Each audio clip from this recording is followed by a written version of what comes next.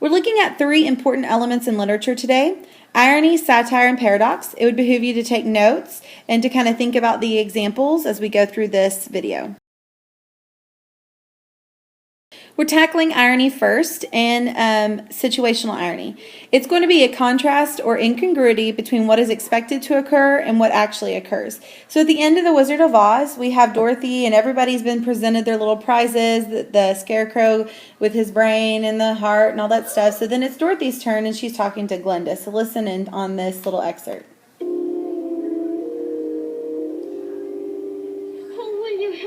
Can you help me? You don't need to be helped any longer. You've always had the power to go back to Kansas. I have. Then why didn't you tell her before? Because she wouldn't have believed me. She had to learn it for herself. Okay, so the incongruity here is the fact that Dorothy is thinking they're going to wave a magic spell, that they're going to give her something so she can go home. The reality is that she had the power the entire time. So that's where we have the situational irony come into place, that she expected to get something and she had it the whole time. Okay, so verbal irony is something that you all love to do because it's all about sarcasm, where you're meant to praise, but you actually mean to insult. It consists of a character saying one thing and meaning something entirely different. Here's kind of like your base example of it, where she's complimenting, or you think she's complimenting the girl, but really she's not. And it's the ugliest skirt she's ever seen. And Lindsay Lohan's character remembers when she said that about a bracelet of hers. So that verbal irony is she's realizing that when she says things, it's not what they seem. Another example, when you walk outside and it's stormy weather and you go, oh, what beautiful weather. So it's that sarcasm part of it where you're really meaning something different. There's tons of examples in literature. This is the base example, and we're going to actually get deeper where you see the deeper meaning behind it and what the author's trying to convey. Dramatic irony is so amazing to use within literature. It occurs when the reader perceives something that a character in the story does not know. So the example I'm going to use is Rapunzel. There's a part in the movie where she's actually escaped from the tower and she's dancing in the square, and it's the festival of the lights and the lanterns to honor the baby princess. And the thing is, she ends up being the middle of that and getting everybody to dance.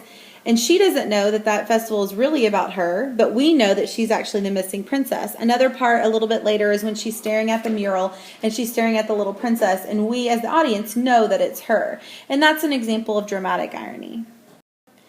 Okay, so satire. This is something that you all guys like because it ridicules its subject through the use of techniques. We're looking at 4 different examples: exaggeration, reversal, incongruity, and parody. The most important part about all of these elements, irony, satire, and when we look at paradox, is what comment or criticism is the author making about society through the use of these elements. First up, we have exaggeration. And this is where we're going to push something beyond normal bounds where it becomes ridiculous. For example, if you look at the picture, this is when Fiona is walking through the forest and a Disney princess is supposed to sing and have this relationship with nature. And as she sings, she gets higher and higher until the bird eventually explodes. So we're pushing it beyond normal bounds because the bird is not usually going to explode. And this whole idea of what Princess Fiona stands for and her take on the Disney princess is different than what we are used to. Okay, so incongruity, we are presenting things that are out of place or absurd in relation to what is commonly known. So this incongruity in Shrek is that a donkey named Donkey lives with an ogre. And an ogre is typically gruesome and mean. It doesn't have any friends at all, but the donkey actually thinks he's a friend. Another incongruity is that the ogre is the actual hero. And even though this mean and gruesome ogre is saving people and is heroic, so this is also an incongruity within this movie. A reversal, so you're looking at the opposite of order or opposite of events that we know. And one of these is the reversal of roles. In case these Disney princesses, we have Cinderella and Rapunzel and Snow White, are usually waiting for the prince to save them or waiting for someone to save them. But in this case, their role is reversed, where they're the ones that are actually saving everybody and they're the ones that are not waiting for someone to save them. Parody is the last one. You'll see parody in all kinds of different forms. If you watch Saturday Night Live, they're always parodying something. The Simpsons are really good about parodying different things. You'll see it within a lot of movies. The idea that they're imitating that techniques or style to make commentary about an event or society in general. So an example in the movie Shrek is when Lord Farquhar is searching for a wife to become an official king, and the mirror informs him of possible matches in a perfect match TV show style. So it's where it's, okay, match one is, Cinderella, and they go through it. So that's a parody. They also parody American Idol at the end, where you have Simon coming in and judging how they're singing. They also do a parody of Disney World when Shrek's first entering Lord Farquhar's castle and the way it's set up and all that wonderful stuff. So that's all parodies, and it's to, again, make that commentary on society.